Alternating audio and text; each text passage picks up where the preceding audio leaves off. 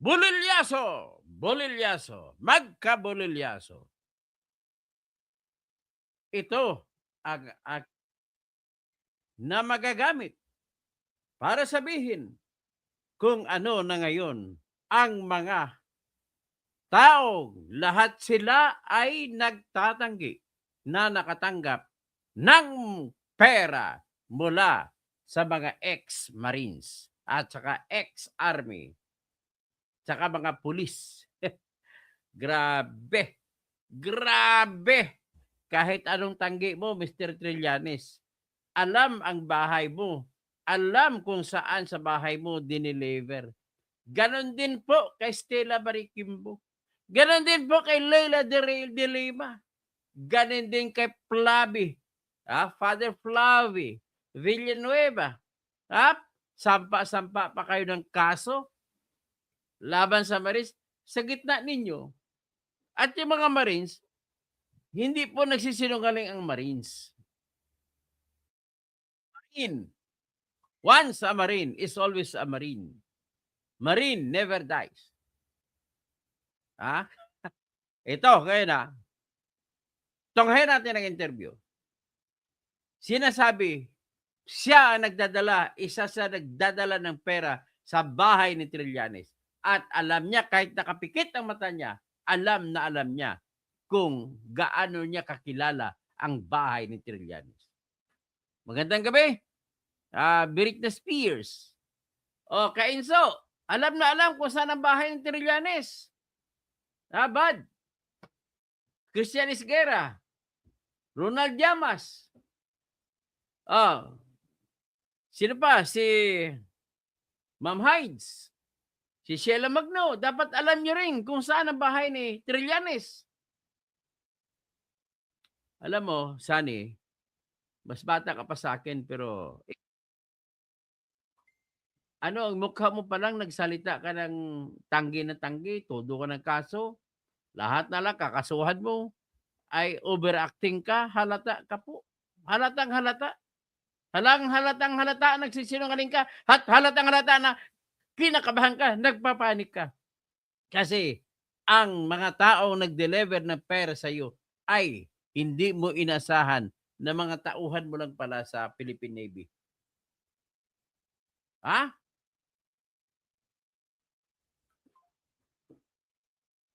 Ngayon, siguro, mas maganda siguro ipakita ko kung saan banda ang bahay ni Trillanes.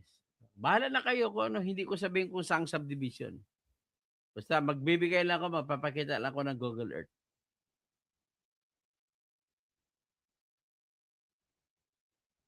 Yan. Andyan lang yan.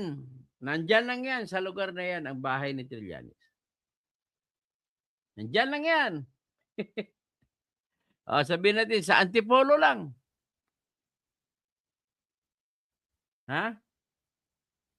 Sa Antipolo. Dito natin i-click ya. Ay, nako, Trillanes ka talaga. Sinungaling kawatan pa.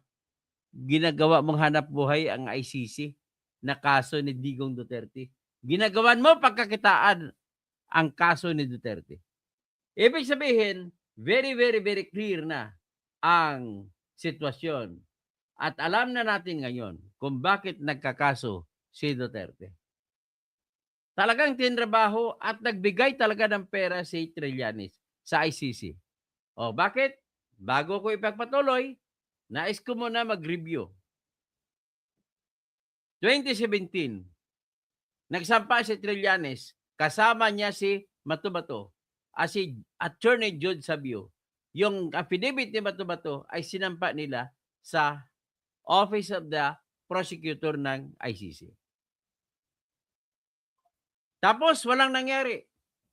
Tumalon tayo, 2018. February 8, 2018. Inanunsyo ng prosecutor noon na si Fatou Bensouda na isinusumiti na at umpisa na nila ang preliminary examination. Natural, tuwang-tuwa si Trillanes. Bakit naman matutuwa si Trillanes? Sapagkat po ay galit na galit siya kay Digong. Bakit siya galit kay Digong? Tandaan ninyo bago mag-2016 election, niligawan pa ni Trillanes si Digong na tatakbo si Digong na presidente at siya'y tatakbo na vice presidente. Hindi pumayag si Digong kasi ayaw na tumakbo. Pero bandang huli, napapayag tumakbo. At ang naging vice presidente niya ay si Alan Peter Cayetano. Gustong-gusto rin ni BBM na siyang vice president. Pero walang nagawa. Pinili ni Duterte si Alan Peter Cayetano. Ang nangyari, ang nanalo yung binoto ko, si Leni Robredo. Ang boto ko noon, tapatin ko na kayo, Leni Robredo, Vice, Digong Duterte, Press. Ganun lang po. Kaya pasensya ka na, Alan Peter, BBM, hindi ko kayo binoto ang dalawa. Trillanes, lalo kung hindi binoto. So, ganun po nangyari. Ganun siya kagalit. So, ibig sabihin po, pagkatapos ng eleksyon, natalo siya. 2017, pagpasok pa lang ni Digong, nagkaroon ng patayan. Dito nakakita ng butas ngayon si Trillanes. Ang iniisip nito, ang career nito, kikita siya. Extortionist ang style niya. So, gagawa siya ng kaso ngayon, hoping ligawan siya ni Digong. Bigyan siya ng pera. So, ngayon, nakumbinsi na si Bato-Bato, gumawa ng affidavit, kinausap niya si Attorney Jude Sabio. Pagkatapos, si Attorney Jude Sabio nagalit later on. Hindi binayaran ni Trillanes. At nagalit, sabi ni Jude Sabio, bago siya mamatay, niluloko lang ako ni Trillanes. Kung ano ang mga pangalan na nilagay. Well, hindi naman natin alam doon kung totoo si Jude Sabio o kung totoo si Trillanes. Basta what is happening or what was happening is true, and is this the withdrawal of Jude Sabio from Trillanes. At according to him, hindi siya binayaran ni Trillanes ng kanyang professional fee. Natural. Wala pang kita sa Trillanes eh. Gumagawa pa lang ng diskarte. At hoping, Digong Duterte. Kasi marami nang namatay noon eh, pagpasok eh. June 30, July 31, July 1, 2, 3, 4. Sinamantala ni Trillanes. So pagkatapos nun, dahil sa maraming namamatay, nainganyo naman ito si OTP or prosecutor Fatou Bensouda. Nag-anunsyo siya noong February 8 ng investigation, preliminary examination para sa Pilipinas. Ito naman si Digong, nataranta, siguro may agad ba siya Isal Panelo, winidraw ang Pilipinas sa ICC noong March 16, 2018. The same year. Sa pagka-withdraw, ito naman dapat nagbigay naman iyan ng warning kay Fatou Bensouda na may 1 taon na lamang siya. Trabahuin niya yung kaso na 1 taon para maisampa niya kagad. Ang problema, hindi gumalaw. Bakit hindi gumalaw? Sabihin na lang natin na hindi nakadiskarte si Trillanes. Hindi siya nakakita ng funding. Kasi panahon na yon, 2018, ay hirap siya makahanap ng financier. Siyempre, takot lahat kay Digong. So, anong nangyari? Walang nangyari. Umabot na lang ang May 24, 2021, saka pa lang nagsampa ng request for investigation si Fatou Bensouda noon laban sa Pilipinas. Ang imbestigahan, Pilipinas lang. Walang tinutukoy na particular na tao. Pilipinas lang imbestigahan. So, Diyos ko, kapag bansa po ang involved, lagi po niya na principle of international law. Alam niya ng mga abogado na nakikinig sa akin. Mga judge, mga experts in international law, alam din ito ni Harry Roque that if you want to sue a country, you must get the consent of that country that you are suing. So at that time, hindi si Digong kinasuhan. Ang kinasuhan nila ay Philippines, Republic of the Philippines. Therefore, kung hindi na member ng Philippines sa 2021, wala ng kapangyarihan ang ICC kumaso sa Pilipinas noong 2021. Pero ang nangyari, matapang ang loob ng ICC na pre-trial chamber judges. Inaprubahan ng September 15, 2021 ang request na mag-imbestiga. Well, the rest is history. At yan ang nangyari. Nagkaroon ng investigasyon. Pero bakit 2021 ay wala pang nangyari? 2022, wala ring nangyari. Pero yung pag-request nila ng 2021, yung October 2020 ay pumasok na si SPO3 Arturo Las Cañas. Kaya medyo lumakas siguro ang tapang ni Patubin Sauda, nagsampa na siya ng request for investigation in the Philippines, not to investigate Duterte, but the Philippines. Ayun. Pagkatapos nanalo naman si Marcos, sumunod, medyo malamig pa, dumidiskarte pa lang si Trillanes. So, hindi pa siya nakakuha ng buwelo. Walang nangyari. In the meantime, denial king pa si BBM. Hindi namin ipasasumiti ang Pilipinas sa jurisdiction ng ICC. Ganun lagi sinasabi ni BBM.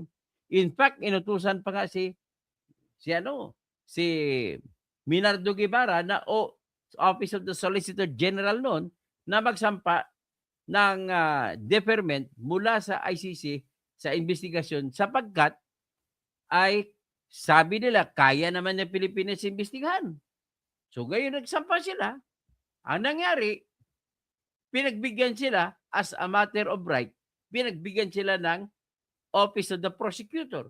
Kaya nagkaroon ng hinayaan ng Office of the Prosecutor ng Pilipinas. Binigyan sila ng 1 taon. Pagkatapos ng taon, nagsampa na naman ng request ang Office of the Prosecutor. Mukhang walang nangyayari. Kaya dapat ituloy na ang investigasyon. Kaya nangyari, napilitan si Mr. Minard Guevara na magsumiti ng report. Pag-report niya, 61 lang na imbestiga niya. Ganun kasimple. So ngayon, ang nangyari, binasura naman ng Office of the Prosecutor ang gusto mangyari ng Pilipinas. So kahit na gusto pa ni argumento ni Guevara ay tuloy, ay binasura. So nung nangyari, nag-apila ngayon si Guevara. Kinuha niya yung British na abogada at siya yung lead counsel ng Philippine government. At ang inargumento ng abogada na nagtayo bilang abogada ng Pilipinas ay ang argumento niya, dapat ibasura na ang kaso laban sa Pilipinas sapagkat po ang Pilipinas ay hindi nakasapi ng ICC nung panahon na nagsampa ng request for investigation ang Office of the Prosecutor na imbestigahan ang Pilipinas noong May 24, 2021. Kasi bakit? Kasi nung nagsampa si Digong ng withdrawal noong March 16, 2018, mayroon na silang warning na 1 year ay final na ang withdrawal. So 1 year ended on March 16, 2019. At saka on the next day, March 17, 2019, ay wala na. Hindi nakasapi. Nevertheless, pagkatapos nyon, bilang mo, tingnan mo, walang nangyari. 2022, 23, binasura. July 2023, nag-apila yung apila ng British lawyer. 5 yung judges sa appeals chamber, 2 judges nag-umayon sa argumento ng British lawyer na nagsasabi na wala ng jurisdiction ang ICC sa Pilipinas. Kaya 2, pero ang 3 nagbigay ng go signal sa Office of the Prosecutor na tuloy ang investigasyon. Kaya 2 out of 3. So ngayon, ang nangyari, bakit? Ano yon? July 23. Ano nangyari? Wala. Tulog ang kaso. So, 2023, tapos sinabi ng mga Marines, December 2023, pumasok na ang ICC. Doon nakipagkita sa Marines at saka kay Sentry. Binigyan ni Mark Tiksay at saka ni John Paul Estrada ng mga tauhan ni Saldico si Trillanes ng $2 milyon at ibinigay ito sa mga investigador ng ICC na pinangungunahan ni Chantal Daniels. Yun! Kasi doon na kumita, nagkaroon ng budget si Sentry noong December. Kasi nagsimula ang delivery niya yung September 2022, pero ang budget lang noon ay maliit lang ang flood control project sa panahon ni Duterte. Yun ang project ni Duterte noon. So 2023, nagkaroon ng malaking project, nagkaroon ng malaking pondo ang flood control at nabigyan na ngayon, simula ngayon, noong 2023 December. Sabi ng mga Marines, nakita na nila, sinusundo nila lagi sa airport yung foreigners na tinatawag, na it turned out, ito pala yung mga ICC investigator. At dalawa sa babae dyan, ang isa dyan, ang leader nila ay si Chantal Daniels. Anak ng weteng. So, kaya ito po, nagtutugma-tugma ang petsa ng pangyayari kaysa pera na binibigay ng mga Marines kay Trillanes. Tapos ito nga yung Trillanes, nagsampa pa siya ng kaso. Kung ano nung kaso, kunwari, ano siya, matindi na nagtatanggi. Pero Trillanes, ipakita ko sa dito mamaya ang salita ng Marines mismo na nagbigay sa iyo ng pera, pangangatawanan niya at personal niyang alam. Pati kahit nakapikit siya, alam niya ang bahay mo. Yan ang problema mo, Trillanes. Trillanes? So ngayon, in the meantime, 2023, 2024, 2025, pabalik-balik ang mga foreigners na investigador ng ICC. Pero bakit umabot sa this February 10, 2025? Doon pa lang sila nakasampa ng motion na magpadala ng warrant of arrest laban kay Digong. Ang layo! Nang ibig sabihin po, bakit ang tagal? Kasi wala talagang ebidensya. Nangimbento pa ng ebidensya. Ako po bilang aral at sanay, may karanasan na abogado, isang araw ay mahaba na para sa akin para makabuo ako ng kaso. Kung talagang may ebidensya. Pero kung walang ebidensya, kahit isang taon pa, hindi ko kayang buuin ang kaso. Yan po nangyari dyan. Ibig sabihin, nang-imbento sila ng Trillanes ng ebidensya. Ang target niya walang iba. Si Digong Duterte lang kasi galit siya dyan. Bakit hindi na sinabay? Bakit hindi na sinabay? Pati si Bato, dapat iparesto na. Pati si Bungo, dapat pinaresto mo. Pati si Vitaliano Aguilar. Pati si Albayalde. Pati si Danao. Sino pa? Pati si Dante Giran. Pati si Isidro Lapiña. Bakit hindi mo sinabay-sabay? Kung may ebidensya kayo, bakit hindi sabay-sabay? Hindi sabay-sabay dahil wala kayong ebidensya. Ganun lamang po. At ginamitan nyo ng pera. So ngayon, ipakita ko muna kung saan dito ang bahay ni Trillanes. O, saan dito Hindi ko lang magitin ng street kasi baka puntahan nyo sa street. Basta dito lang sa Town and Country Homes. Yeah! Town and Country Homes. Hindi ko lang sabihin kung anong street. May bubuksan lang ako. Dito banda sa ano.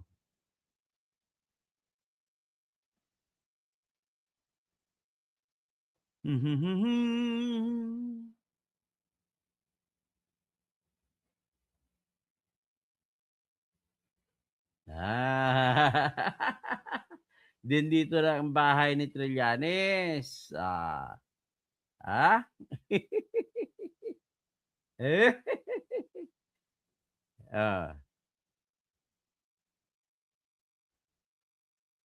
Balik. Dito tayo sa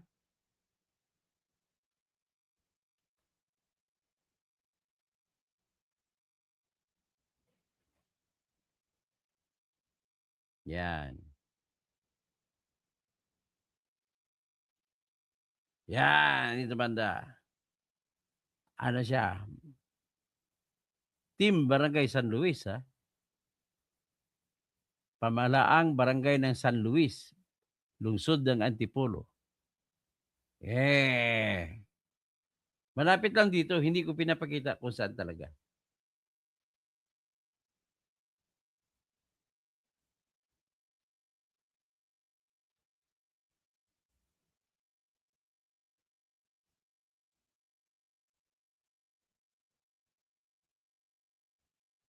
Hmm.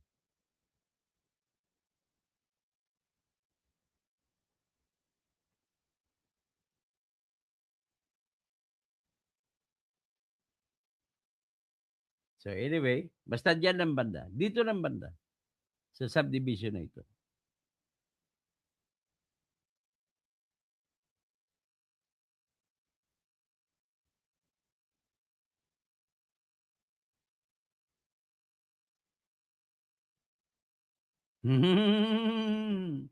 Town and Country Heights. Ito. Dito si Trillanes nakatira. So anyway, pinakita ko lang kung saan nakatira si Trillanes. At ayon po sa Marines na kahit nakapikit pa mata niya, ay alam na alam niya ang bahay ni Trillanes.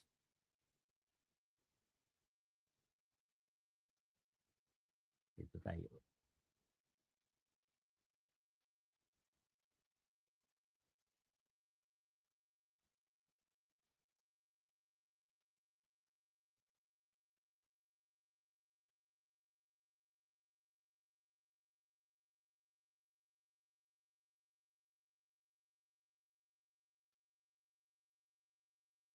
So, pakita natin yung interview sa Marines na alam niya kung saan ang bahay ni Trillanes.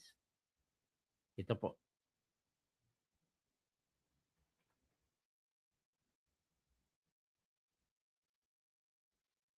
Okay, Okay. Sarge, pasok! Yes, nagsisinungaling kayo tapos lahat daw po kayo ay tasampahan ng kaso. Sa akin, sir, dahil ako yung driver dyan palagi sa pagbabasura din, masasabi ko lang sa kanya, kay sir, nagrespeto ako dyan. Kahit nakapikit ako, sir, alam ko yung bahay niya, yan sa Antipolo. At huling nag-deliver ako dyan. Trillanes, kahit nakapikit pa mata niya, alam niya bahay mo dyan sa Antipolo. Kasama ko si Mark Tiksay noong 2025 na. May huli ka akong dyan, dineliver sa bahay niya. At lahat ng mga akusasyon sa kanya ay totoo. Oo? Anong akusasyon dyan ka na? Totoo. Pati yung 2 million na binibigay sa ICC investigator. Grabe. Tsaka yung palagi lang silang deliver ng 10 million na kaya nasa papel. Sa envelope. Nagde-deliver kay Trillanes. Totoo lahat yun, sir. Huwag siyang magsinungaling sa amin dahil... Huwag kang magsinungaling sa kanila. Trillanes. Kitang-kita namin lahat. To be clear, sir, sino yung pinadeliveran natin sa Antipolo? Si sir, Antonio Trillanes, former. So, pwede malaman kung magkano? Yun, sir, yung portable coupon, envelope. Siguro, sir, naglalaman ng 10M yun. Mga ilang beses yun, sir? Sa ako, sir, isang beses akong nag-deliver doon, yung last. Tapos yung mga kasama ko, nag-deliver din sa kanya. So, hindi niya may pagkakaila yun. Kung ano lang yung totoo, kahit pinapasinungalingan niya yon, huwag siyang magsinungaling, sir. Huwag kang magsinungaling. Dahil totoo lahat yun. Yun ang totoo dun, sir. Sir, gaano ninyo kakilala si dating Senador Trillanes? Bilang isang Navy, sir, Kilala namin yan, pumutok yung Magdalo nung araw, 2003. Yun. Doon namin siya lubusang nakilala, sir. Kasi siya yung isa na nagdala doon sa Magdalo na yun. So hanggang naging senador siya, sir, kilala namin siya. So yung respeto namin, napakalaki, sir, ang respeto namin. Ang nilalad lang namin dito ay yung parang yung pawang katotohanan lang na pa namin sa kanya. Kaya wag niyang pasinungalingan yon dahil tutulak yun, sir. Yun lang po. Sir, sa una yung believer, sir, ng mali-malita, hindi ba talaga kayo nagkaroon ng duda? Wala, sir. Wala talaga? Wala kaming idea doon, sir. Yung mali-malita na yun. Pero alam niyo ang laman. Oo, sir, alam namin ang laman kasi binibilang nga doon, sir, sa sa Hindi Balibir. ba talaga pumatak sa utak niyo Oo, na, sir, wala sa "Oh, amin ang yun. laking pira nito"? Opo, wala sa amin yun. Huli na lang po namin nalaman na yung pera na pala na yun ay galing sa flood control project. Kung nakita ninyo kumupit yung mga pulis, sir, hindi ba kayo nainggit na kumupit din? Wala naman kami, sir, na nakitang kumupit ang mga PNP na kasama namin. Hindi na namin, sir. Pero na-picturean niyo po, hindi ba? Wala, sir, siguro yung fake news yun, sir, na yung lumabas doon na may picture na may kamay. So, hindi na nakalagay sa affidavit namin yan, sir. Wala sa affidavit namin. Wala sa affidavit niya? Hindi Wala, sir. firmado po. Kinusa ko sa binigay yung pera kay Chairman George Garcia. Anong kapalit nun? Wala naman, sir, yung ano lang sa amin doon na nakipag-meeting sa kay boss sa Maidas Hotel. So, meron kaming van dyan na bulletproof. Yun lagi yung may laman ng pera. Naka-standby. Sino yung boss, sir? Si Boss Saldi. Ngayon, kami ng mga security, kasi pag meeting ko sa taas, ay nagi yung mari. Nandun yung close-in, saka yung mga dikit sa dungay. Hindi naman lahat papasok eh. So dito kami mga security driver sa gilid, nakakaikot kami. So yung sasakyan namin na may laman ng pera, so nakita namin na dumikit yung sakyan niya. Saka sila niya ni Mark, saka Paul yung transfer sa sakyan niya, sir. Okay, question guys. And sir, follow up ko lang din yung sinabi kanina ni Benji. Sinabi niyo hanggang dulo. So kahit anong gagawin nilang intimidation, pressure, so hindi na po kayo magre-recant ng mga statement niyo sa affidavit niyo. Wala na, sir. Wala nang atrasan. Wala nang atrasan. atrasan. Kawawa sila, wala nang atrasan yan. Sa totoo lang ito, mga batang ito, mga pamilya nila, delikado pa. Wala silang kakayahan eh. Wala silang sandalan. Yung tao na walang depensa na may balalagay sa kanilang sarili, and yet naglagay pa sa kanilang sarili sa balag ng alanganin para lamang may ilagbas ang katotohanan, Ronel, tanda yan ng katotohanan. Ganon po yun. Hindi po sila takot. Nag-iingat lang, Ronel. Para darating ang araw na kung si Sarap na ang presidente, lalabas sila at titistigo, itutyuin ang lahat ng mga kawatan. Ha? O ito ngayon, si Trillanes, pakinggan natin sa si Trillanes kung paano siya dumiskarte. Paano niya, may style talaga siya para paniwalaan siya na hindi siya hindi siya kunwari magnanakaw. Trillanes, napkakabuang ka. Grabe ka, style mo talaga bulok. Bakit ka panik na panik? Kung nagpapanik ka, totoo yun. Pakinggan natin itong istorya ng, ito, nagbalita to, ano pangalan nito? Yung nagbalita na to na, isa ito siguro sa nakatanggap ng pera sa media. Kasi ganoon ang sinabi ng mga Marines. Binigyan nila mga media ng pera. Senator Antonio Trillanes denies allegations he received cash from a fugitive ex-congressman to assist the ICC in its investigation of Duterte's crimes against humanity. Trillanes vows to file cyber libel complaints against former Congressman Mike Defensor, Attorney Levito Baligod, and other persons behind the allegations. Trillanes believes the accusations are meant to undermine the ICC's credibility. Well, ito nga po, no? Una-una, I vehemently and categorically deny na may tinanggap ako na $2 million o kung anuman halaga mula kay saldi ko para daw dito sa ICC investigation o kahit sa anumang mga operations. Suddenly ngayon, Ayan. Halata ka talaga. Yung style mo kaso-kaso, wala yan. Ma'am, mas madali kapag mabibisto kung kumakaso ka. Alam mo bakit, Mr. Trillanes? Tanangin mo mga abogado mo na honest sa'yo. Ganito po yun. Ang issue halimbawa, totoo ba yung $2 million na binigay sa'yo, na pinaabot para sa mga foreigners, na mga foreigners na na ay taga-ICC? So ngayon, ang issue kung totoo yan o hindi. Dahil kung ako halimbawa ang abogado ng mga Marines, anong gagawin ko para matalo kita sa kaso? Simple lang, Trillanes. I-remind lang kita na dahil ikaw ang umakusa, ikaw ang may obligasyon na magpatunay na hindi totoo yan. So ngayon, paano patunayan na hindi totoo yan? Sige nga. Ikaw ay may obligasyon magpatunay na hindi totoo. Ang hirap patunayan, di ba? How will you prove na hindi totoo yan? Yung $2 million. Ipakita mo lahat ng mga litrato kung saan-saan ka. Sapat ba ang testigo para patunayan na hindi totoo yan? Hindi po. Ibig sabihin po, sa ganong uri ng kaso, matatalo ka na kagad dahil hindi mo kayang patutuhanan na hindi totoo na nagbigay sila ng $2 million sa iyo. Bakit?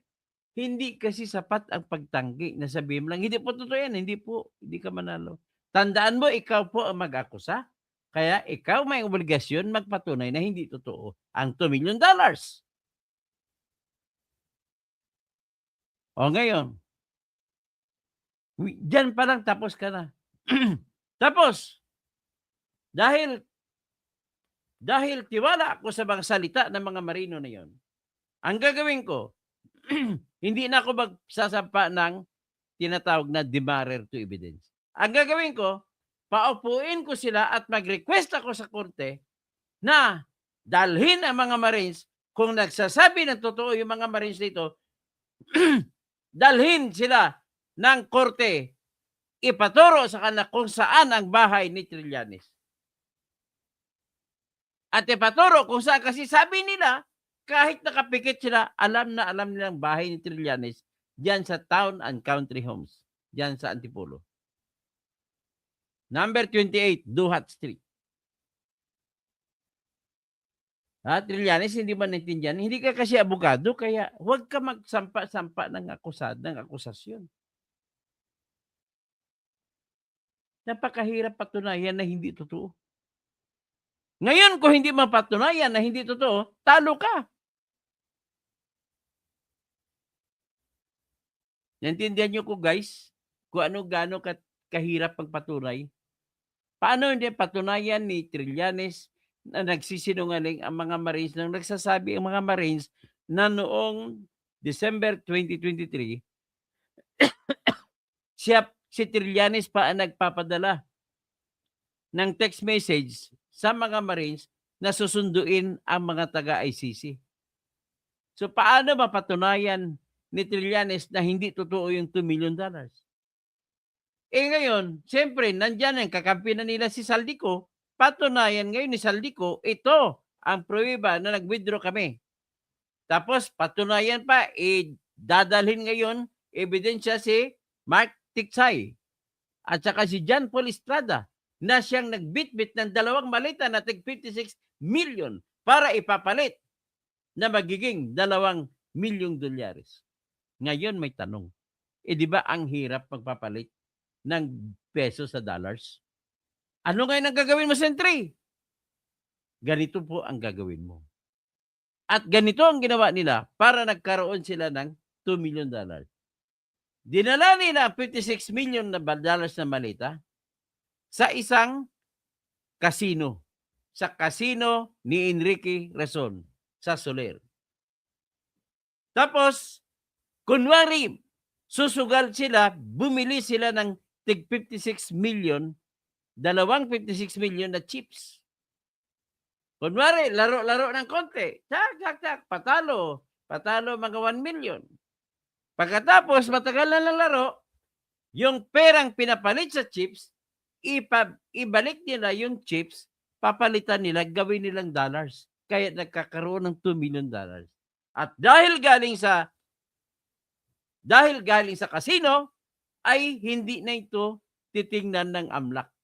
Ganun po ang diskarte. Ha? Trillanes, gusto mo turuan pa kita kung paano diskarte dahil may pasok? At alam niyo guys, si Enrique Razon, ginagamit niya ang Soler na money laundering. Kaya ang mga corrupt na congressman ay kasama ni Enrique Razon. Kaya totoo yung sinasabi ni Kiko Barsaga na yung nagtitipon-tipon ang mga kasapi ng National Unity Party ng mga congressmen at binibigyan sila ng pera ni Enrique Razon kasi kailangan ni Enrique Razon magkaroon ng prangkisa kasi meron siyang national grid business. Meron siyang power plants na pag-ipon at siya nagsusupply ng kuryente sa buong Pilipinas. Kailangan niya rin ng prangkisa kasi may bagong negosyo siya na kinukuha niya, siya nagpo-provide ng landfill. Kita mo sa Binaliw, sa Cebu, yung gumuho na maraming patay, si Enrique Razon ang nagpapatakbo nun. Ganun po ang diskarte kaya na kailangan nila si Razon. Dahil sa Soler, ginagamit ito na money laundering tool. Naku, ang hirap, kawawa ka talaga, Trillanes. Hindi mo po kaya patunayan. Kahit pa si Dilima, hindi niya kaya patunayan na hindi totoo na binigyan siya ng supot-supot na pera nung nagkita sila ni Saldico sa Townhouse number 8 at Townhouse number 9 doon sa Forbes Park. Ha? So ano ngayon? Trillanes. So, pakinggan natin ulit ang mga Marines. Si Trillanes muna, pakinggan natin. Habang nagsisimula ito, ilalabas nyo. So hindi totoo yan. At dahil dyan, kakasuhan ko po sila ng cyber libel. Paano patunayan ng cyber libel? Mapatunayan mo lamang ang cyber libel kung mapatunayan mo na hindi totoo yung $2 million. Paano patunayan na hindi totoo? Kasi ikaw ang nag-akusa, ikaw ay may obligasyon magpapatunay ng akusasyon mo. Ang mga akusado ng mga Marines, kung ako abogado nila, simple lang gagawin ko at manalo na kami. Wala nang maraming galaw. Sabihin ko lang, we invoke our right to remain silent. Hindi na magsasalita. Hindi pag hindi magsalita, bahala ka sa buhay mo kung mapatunayan mo kami na totoo yung na hindi totoo. Totoo na hindi totoo ang $2 million. Ay. Ibig sabihin, di ba? Kabisado mo na? O, makinig ka. At itong sila Baligod, itong mga sundalo na ito na dati, no? It's unfortunate kasi ayaw natin mangyari ito sa kanila. Kaso nagpagamit sila, no? Paggamit? Ikaw na paggamit, gago. Nang una, wala namang ano ang sinasabi nila, parang mali yung pagkakandak ng ICC investigation dito sa bansa. Nasa mali sila rito. Ha? Ay, nako. Kakahiya ka talaga, Trillanes. And joining us this morning is Caloocan 2nd District Representative. Ito, pakinggan natin ang Marines na umakusa sa'yo.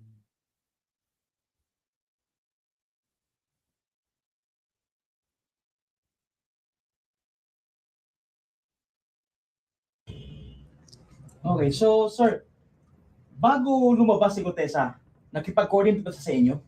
Wala, sir. So, sarili talaga niya desisyon yun. So nung nalaman niyo yun, ilang buwan ba yun bago kayo lumabas? Bago paglabas yung TESA? Nagkaroon na ba kayo doon ng pag-meeting? Ano ba tayo? Lalabas ba tayo nito o hindi? Comment po. Sa amin kasi dyan, sir, yung mga opisyal namin dyan, kumbaga, inuhod kami na huwag na kayong sumali doon. So, merong ano dyan, sir, na inano kami ibang ang lumabas. Until, Kung pumutok si Taputisa, yan lang po. Month prior, sir, magkasama kami ni Orlego Tesa. Ang sinabi sa akin, Chris, dyan ko muna. May pa-plant side na ako. Yung sabi niya, lilipat ako na ibang trabaho. Hugutin kita pag ano. Ang hindi ko alam na pag after 1 month, na lumabas na siya sa Senate Blue Ribbon Committee, so nagulat kami. Wala kaming idea, sir. Diyan na pala tap. so walang coordination ng nangyari Walang talaga. coordination nangyari. Diyan na pala tap. Akala ko hugutin mo ako. Kaya napaisip ko, sir, akala ko hugutin mo ako. Dahil may bago tayong trabaho. Kasi panahon yun, pumutok na yung flood control na, sir. Di, in-expect na namin na mawawalan kami ng trabaho talaga. Paano ang pamilya namin? Eh, sabi namin sa kanya, tap, baka meron kang mga sampahan natin ng trabaho. Baka pwede. So nung paglabas ni Gutisa, sir, ongoing pa yung trabaho nyo? Yes, sir. Yes, sir. Nag-deliver pa? Ay, hindi sir. Meron Parang- mga dala. Tinigil na Nag-deliver yun. pa rin. Meron din siya, pero hindi na siya madala. Okay, one more question, guys. Mga kapatid, may isang tanong lang ako. Okay. Ngayon nakikwestiyon yung inyong kredibilidad. Naniniwala ba kayo na kung yung unang mga sinabi ninyo ay kasinungalingan, lahat ng sasabihin nyo, ipawang kasinungalingan na dahil depensa dun sa unang kasinungalingan na sinabi nyo. So kayo ba ay handa na humarap kahit sa ang korte, kahit kanino, at sabihin na yung sinasabi ninyo ay pawang katotohanan? Yes, po. sir. Opo, sir. Parindigan namin yan. Kasi yan ang nakita namin, sir. Hanggang dulo. Tulad ng sinabi ko sir kanina, kahit sa korte kami magharap-harap, kung ano lang yung nandoon na partisipasyon namin tungkol doon sa pagbabasura, yun po ang namin. Yun ang sasabihin namin. Kaya ko na itanong yan, lahat ng departamento ng gobyerno takot na makaharap kayo. So sa nakikita natin ng sambayan ng Pilipino, ayaw nilang lumabas yung katotohanan. Yan. Puro salag ang ginawa nila pagkatapos nung lumabas kayo, puro depensa, imbis na patawag kayo at kakausapin at alamin kung totoo ba sinasabi nyo. Magbigay tayo ng ehemplo yung Senado. Sinabi ni Senator Lacson na dinidiscredit niya yung inyong mga kredibilidad. So ito ay tahasa na pagtaliwas o pagtanggi na kayo ay makaharap. So ulitin ko, kung ang una ninyo sinabi ay pawang kasinungalingan, mga susunod ninyo sasabihin ay depensa lang sa unang kasinungalingan na sinabi ninyo. So naniniwala kayo, naniniwala ang taong bayan, maraming sumusuporta sa inyo. Nakita nyo naman sa mainstream media, talagang sinusuppress kayo, social media, tumatabla kayo. Marami ng mga retirees ang sumusuporta sa inyo. Sa bilang namin ngayon, running to 300, pataas na ang MNLF, MILF, naniniwala sa inyo. So naniniwala kami na ang sinasabi ninyo ay pawang katotohanan. Opo, sir. Ayan very clear. Ngayon, Natukoy na ng mga otoridad ang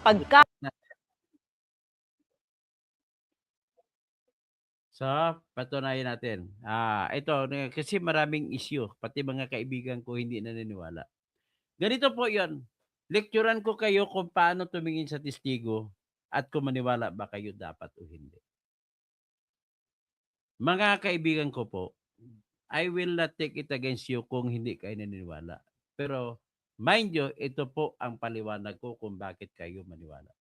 Number 1, lahat ng mga salita ay, as a rule, hearsay. Okay? Hearsay yan. Hindi mo dapat maniwalaan. Pero po, may tinatawag na exception to the rule. Ano yung mga salita na hindi mo magsasabi na hearsay? Number 1, yung salita ng tao na mamamatay na siya, alam niya na mamamatay na siya, at nagsalita siya. Halimbawa, kung sino bumaril sa kanya bago siya mamatay, ang salita niya po ay hindi hearsay. ang tawag dyan. Ang tawag po namin dyan, dying declaration. Dying declaration. Wala pong taong mamamatay na nagsisinungaling. That is number 1. Number 2, example, number 2. Ang isang gwardiya na nagdo-duty bilang gwardiya at ang kanyang trabaho ay tagasulat sa logbook, lahat na may papasok, lalabas, nililista niya, pangalan ng tao, pangalan ng sasakyan, plate number at oras. Lahat po nilagay niya ay exception to the hearsay rule. Next, yung mga entries sa negosyo, ikaw, cashier, lahat ng ginagawa mo, pasok ng pera, palabas ng pera, basta nililista mo at nakalagay sa teller machine, lahat po yan ang ginawa mo ay exception to the hearsay rule at lahat po yan ay totoo. 3 na. Number 3, example. Ang babae na nagreklamo ng ni-rape ay exception to the hearsay rule basta may dagdag na requirement at kung pagkwentuhin mo tuloy-tuloy, hindi hearsay ang tingin sa kanyang salita. Sapagkat tinuturing siya na walang sinumang babae ang magsalita na ni-rape siya dahil kahiya-hiya yan. Maliban na lamang kung ang pakay ay katarungan. Ibig sabihin, nagsasalita siya, nagkikwento siya ng katotohanan lamang. Number 5.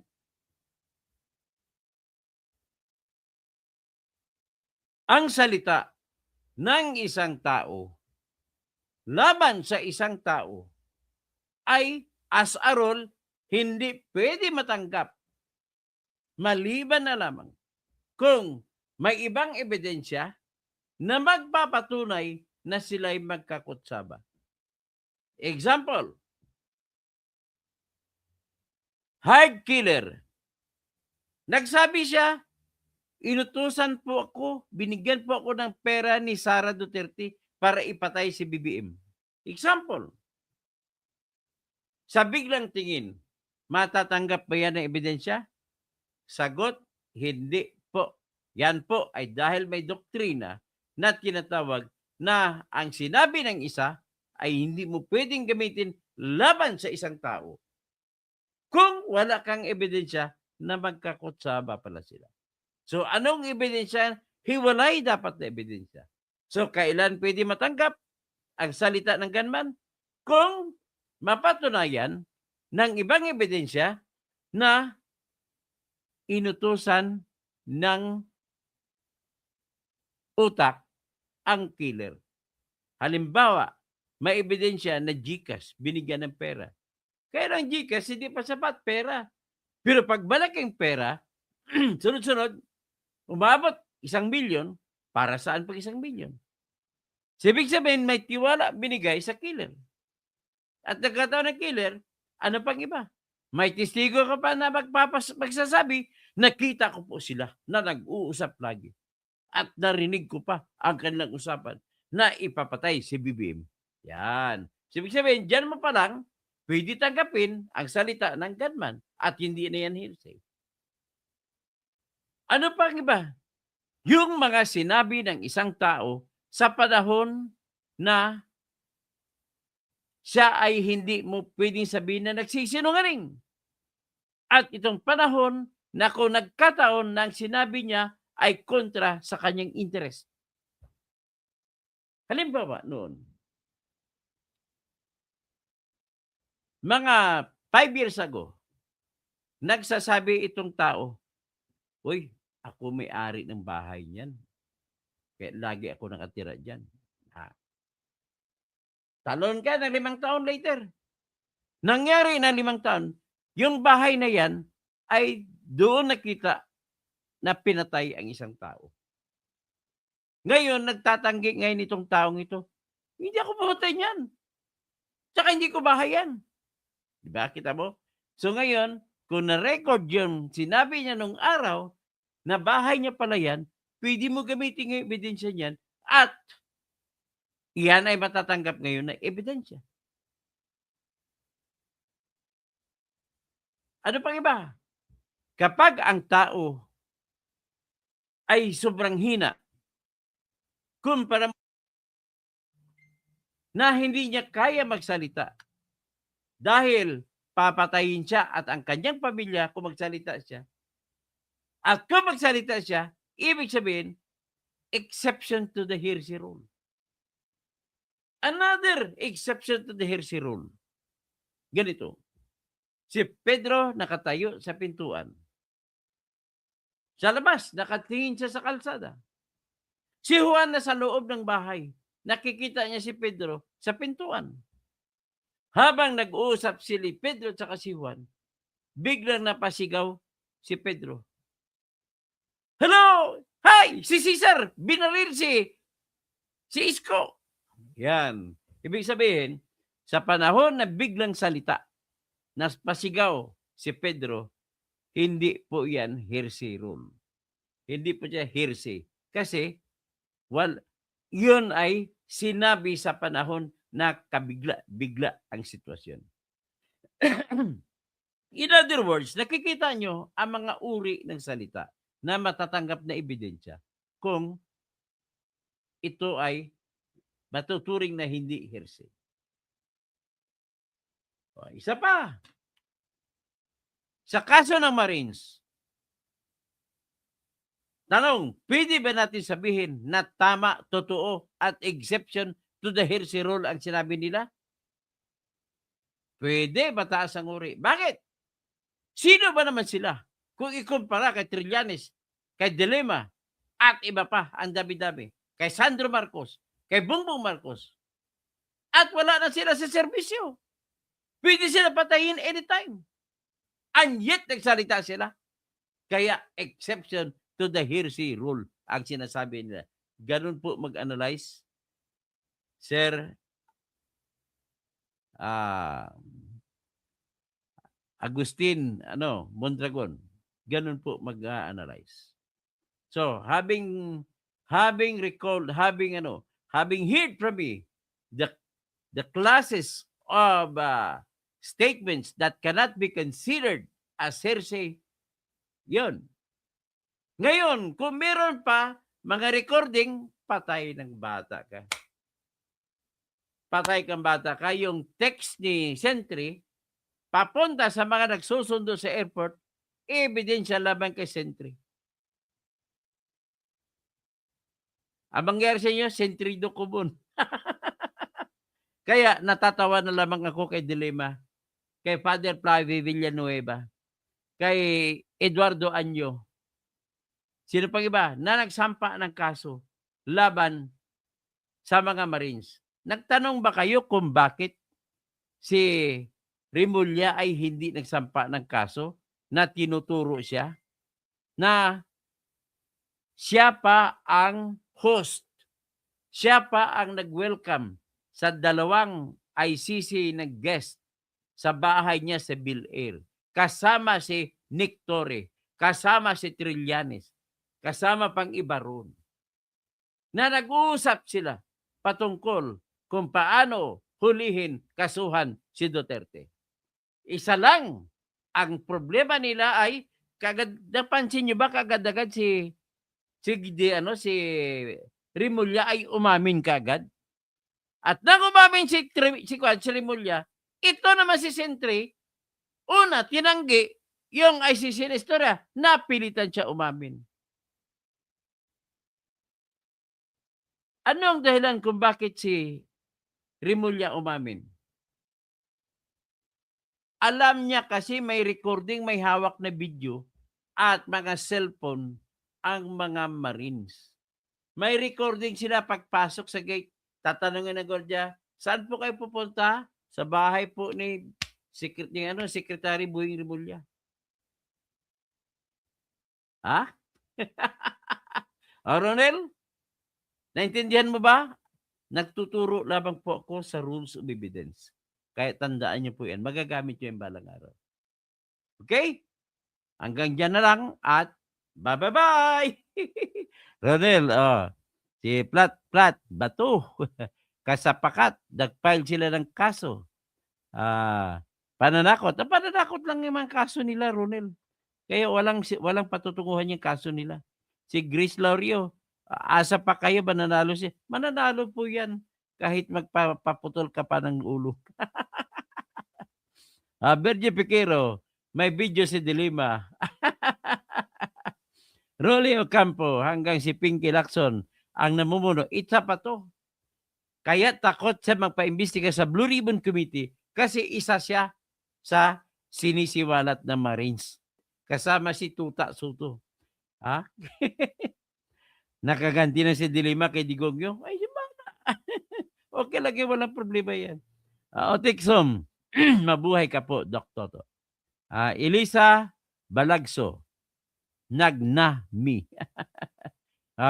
Ronel, bakit si Digong mamamatay na lang, sinungaling pa? Ay, bakit mamamatay ba? Siya hindi Buhay pa. Ikaw talaga hindi mo naintindihan. Ronel, ang tingin ko sa'yo, bubo ko. Pasensya ka na lang ha. Ang tingin ko lang sa'yo, bubo. Hindi kaya, hindi ka naman bubo, talagang hindi mo lang maliso ang ulo mo para mapati ka kundi ng tuod. Bergie Piquero, troll sa adik at NPA. Grace Laurio, naka-content lang ito si Toto. Kahit hindi po kwentong kutsero yan. I am lecturing you what are the rules of evidence. Bergie Piquero, thank you for Sir Toto, causing your blog is very informative. Galaxy, ayaw talaga magpahiring si Pinky. Grabe. Friend ko, Dr. Toto Kasing, thanks for your anomaly. Mabuhay po kayo. God bless you and my family. Tapos Bergie Piquero, protector si Pinky at si It Bulaga. Mula apari hanggang hulo. Lahat sila ay nagkakagulo. 1,000, isang tuwa. Buong bansa ay buba. 18 ex-soldiers. Sakit ulo ng gobyerno ni Marcos dyan. Kung pumunta mga yan sa Mindanao, protektahan ng Brother Islam ngayon. Opo, marami silang kakampi ng mga MNLF. Bergie Piquero, si Pinky may competition agad. Mali naman, saan niya kinukuha ang 805 niya? Ay, ilan bang grado mo sa PMA sa math, Mr. Pinky Lacson? Ilang grado mo sa math? Anong math ang nakuha mo? Kakahiya pa naman, pareho pa naman tayong PLM graduate. Naku po siya. Maliban sa PMA ka. Ako maliban sa Mindanao State University. Okay. Kay Hin Talibinyo, Katoto, nagsabi na nga si Baligot na maaring mali sa side niya na sinasama. Hindi po, pinanindigan po ng Marines. Si Baligot ay hindi naman siya testigo. Ginawa niya lang ang kwento ng mga Marines. Kaya huwag kayo maniwala kay Tony Baligod. Ano lang yan eh. Kumbaga, starstruck siya sa mga Marines. Kung may nagkakamali, hindi niya kuha lahat. Sabi naman ng kapatid ko, si Dennis Kasing, may isa ritong di makabubon, baka atakdog ito ng manitagang. Dasher, Sakir, sa ganyan na pala ang mga forma ng Marines, ang mga butsoy. Galaxy, binabaliktad talaga ni Trililing, bangag na lang ang naniniwala sa kanya. Ronel, pamilya ng ilan sa 18 ex-Marines, humingi na raw ng tulong. Ay, wala yan. Kwento lang yan, Ronel. Bakit ka ba makakampi sa mga kawatan, Ronel? Tanong lang ako. Curious ako sa iyo. Ano ba talaga totoong pangalan mo? Magkano kinikita mo sa bilang troll? Grace Laurio, ito pa to, isang troll ito eh. Nining Kausen, Sara Duterte pa rin kami. Bergie Piquero, ngayon, may financier na ang ICC. Alam mo, I dedicate this song, yung kanta ni Sir Engineer Leo Cansico, pamangkin ng the greatest composer I know, na si George Cansico. At kakantahin ko ang isa sa kanta ni George Cansico na kinanta ng isang one of the greatest Ilocano singers, Basil Valdez. ngayon at kailanman. Sumpa kong iibigin ka ngayon at kailanman. Ngayon at kailanman, tutulong tayo sa mga Marines na yan. Dracher Ipsagil, amaw naman ka, attorney. You're in the wrong side. No, I'm in the right side. I beg your pardon. I'm in the correct side. Wala kang ebidensya para sabihin na nagsinungaling ang mga Marines. Istong, kung naging state witness si Saldico na wala criminal liability, hindi, sa sunod na papatayin po siya, Istong. Kaya hindi siya muna umuwi. Kahit na maging state witness ka, kung papatayin ka naman, wag na lang. Benji Piquero, ang president na namamasyal sa Amerika. Namamasyal pa sa Amerika. Si BBM, si Lisa kasama. Galaxy, ang magnanakaw, ang kapatid ay sinungaling. Nenen Duterte pa rin. Sa Pilipinas, Duterte pa rin. Sa Pilipinas, Duterte pa rin. Galit na galit yung ibang anti-Duterte. Ronel, sana mapanood dito ni Trillanes. Wala akong pakialam kung ano panood niya. Benji Piquero, sinabi ko na sa inyo na hindi mananalo si Trillanes. Dulce, attorney, sana nagtatanong ang AMLA dyan sa malaking halaga niyan kay Trillanes. Bakit ang pera lang ni Sara inyong habulin? Habulin nyo yung pera ni Trililing. Ang dami. Santiago Sineta, basta magnanakaw, walang aamin. Hay nako, kahiya naman kayo. Ailcero, tama ka, Tony. May nagsasabi ganyan ng ginawa nila Alcantara. Kunwari lang yun, natalo si Alcantara at si Bryce Hernandez. Walang totoo doon. Pinalabas nila na yung pera ay galing na panalo nila, bumili ng chips worth 100 million at pinapalitan sa casino, sa Soler. Pagkatapos, kunwari natalo, pero walang natalo. Kunwari matagal lang, pero patalo sila 1 milyon. Tapos, dali ng chips ulit, balik sila sa cashier ng casino, papalit, pera na. Ngayon, ang pera may resibo na galing sa casino. Pinalabas na panalo. Ngayon, pwede na nila i-deposito sa bangko. Ganon katalino ang mga engineer na kabatan. Tapos, sino pa? Si Benji Piquero, manyakis ang ICC prosecutor. Helen Baguio, may video pinalabas si Atty. Libayan. Naalala ko yun. Sa sunod, tatapik ko yan ng video ni Atty. Libayan. Manny Wenceslao. Alam mo namang scripted yan, si Cortez, hindi po scripted. Pasensya ka naman ni Wenceslao. Ikaw po ay nagsisinungaling lamang dito o di kaya naluko ka lamang. O di marunong kumilatis kung kailan nagsasabi ang tao ng totoo, kailan hindi. Kayhin Talibinyo, paghilom diha katoto, napakulong na nga niya ang idol niya. Ayog to, anak Trillanes, tikalon kung si Ilungkot, tikalon. Darwin Pediasis, katoto, paano pa kung gawin ni Saldi ang mag-testify siya against kila BBM? Mamamatay sila. Antayin na lang pag si Sara ng presidente, sa kanila siya uwi.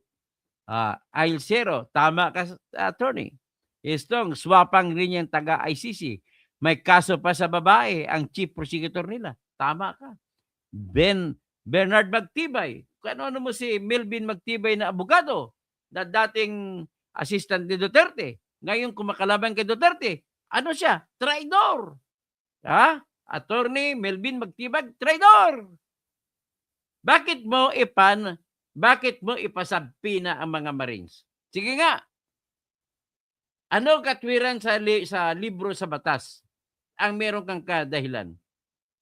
Unang-una, alam mo yan, Attorney Melvin Matibag, that you cannot compel any person to go to NBI. Pangalawa, ang sabpina ng NBI ay hindi mo magagamit na magkaroon ng contempt. Isang useless lang yan. Pananakot lang dahil sa NBI nang gagaling. But the truth is, it has no teeth. Ano ka, Melvin Matibay? Gumawa-gawa ka pa ng istorya na kunwari magkukudita yung mga Marines. Pareha lang kayo ng inventor ni Remulla. Ang asawa mo nga, Attorney Melvin Magtibay, si Ann Magtibay na congresswoman sa San Pedro, Laguna, ang daming mga flood control projects na problema. Maraming mga mga ghost projects at saka substandard projects. Agustin Mondragon, huwag ka maniwala sa iniisip mo. Paniwalaan mong sinasabi ko, Agustin, maluoy ka. What you stated here is not true. It's wrong. So, Grace Laurio, si Leni Robredo lang katapat ni... Wala, matatalo lang si Leni, pasensya ka na. Berje Piquero, ICC, bulok-bulok, international kagaro. Noon mananalo si Leni, pero sa ngayon iba ng sitwasyon. Primo GR, DA, lahat pinagsasabi mo, wala man lang tumama. Ha? Alin doon ang hindi tumama? Sige nga. Dulce, good evening, Attorney Toto Causing. Ronel, imposible naman, hindi naman ganyan kahirap ng ICC. Ay, wala, wag ka naman maniwala dyan. Strong, wala man lang aamin na nagnanakaw. Tonyong Trililing. Romel Bengson, keep safe. Sige. Naimbag nga rabi, mga kapsat ko. Helen Bagyo, may video pinalabas. Ay, nakakaniyan. Santiago Sineta, basta magnanakaw, hindi alam ang mga yan. Hay nako, mahiya naman kayo. Galaxy, ang daming pambansang sinungaling at magnanakaw sa Pilipinas. Tomi-tomi, dapat malagim at karumaldumal ng kamatayan ang igawad sa mga ito. So, Grace Laurio, si Bergie Piquero, si Ailcero, tapos si Maganda Ate, magdasal ka na lang kayo, mamatay si BBM. Galaxy, tama po kayo. Sino Magdaate, Orlando Angeles, tama po. Ronel, takot ba kayo? Berhel Piquero, sino pa? Galaxy, si Hard to Find Music Channel. Magkano kaya bayad sa mga yan? Wala pong bayad yan. Klaro, dinlecture ko na sa inyo paano kayo magkaroon ng analysis kung ang isang tao na testigo ay nagsasabi ng totoo hindi. Kaya panghawakan nyo ng aking lecture. Vicky Zimbalist Morrison. Si Dilima nakatanggap na rin ng maleta. Ano sa kanya supot? Maliit lang. May Angeles, saan na kaya ngayon? Dahil nagtatago na kayo, hinanting na kayo ng NBI Police. Michael Angeles. Sino pa? Ailcero, Islario, Michael Angeles. Tapos sino pa? Robert Bengson. Sino pa? Mimi Authority. Good evening. Tapos Santiago Seneta.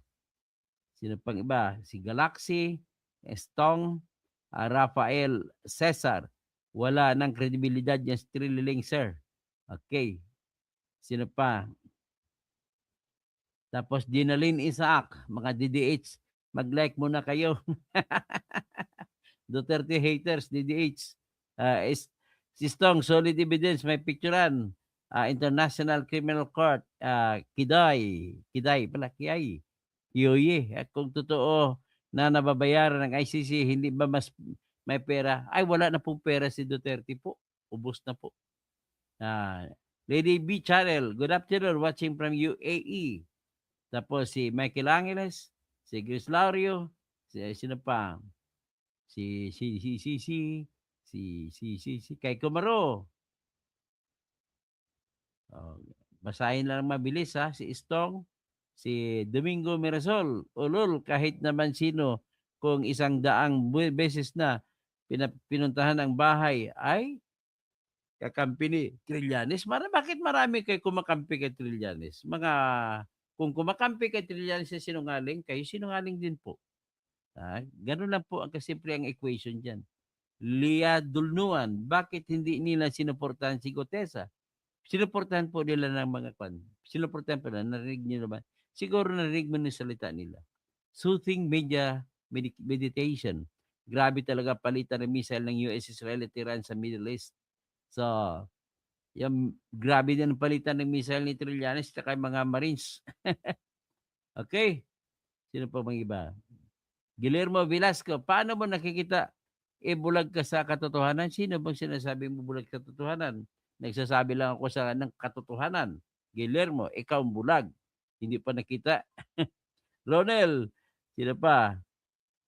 Ellen Baguio, Pyra, tapos Mike Villanueva. Huwag ka maniwala dyan, Pyra, kay Trillanes. Wala yan. Puro sinungaling yan. Tapos Port Real, Berit na Spears. Ami Kalnia po. Oy, taga Camarines. Si Ami Kalnia. Magandang gabi. Sino pa? Si Noynoy, Dulce. Sa Kalye Survey, kahit saan si BP ang na-leading. Wala tayong magagawa. Talagang leading siya. Marilyn Bondok. Lindo Nakalan. Sino pa? So, hanggang dyan na lang siguro tayo. Mamaya babalik tayo. May gagawin lang ako.